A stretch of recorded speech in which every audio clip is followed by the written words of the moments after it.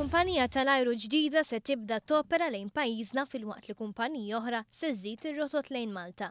Mis-sajf tas-sena d-dieħla l-linja tal-ajru Jet2.com se tibda topera titjiriet minn Malta l-numru ta' ajruporti fin-naħa ta' fuq tal-Ingilterra u l-Midlands. Din il-kumpanija għandha flotta ta' aktar minn 50 ajruplan.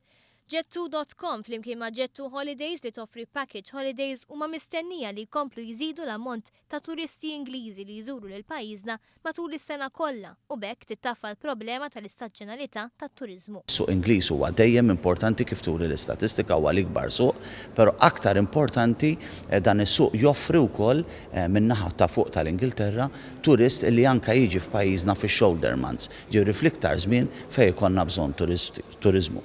Zammit Lewis ħabbar ukoll li mill-5 ta' Lulju li ġej, il-kumpanija tal-ajru Norwegian se żżid ir-rotot tagħha lejn Malta. Wara li din il-kumpanija espandiet il-bażi tagħha fi Spanja, Norwegian se tibda til minn Malta għal Madrid darba f'ġimgħa. Dan jgħin biex jagħti lil pajjiżna aktar flessibilità mat-turiżmu Spanjol saħaq il-Ministru għat-Turiżmu. Dan ifisser li nkomplu niġġieldu l-istaġjonalità fis-settur tat-turiżmu kif ukoll niggarantixxu aktar xogħol konsistenti lin-nies illi jaħdmu fis-settur turistiku f'pajjiżna.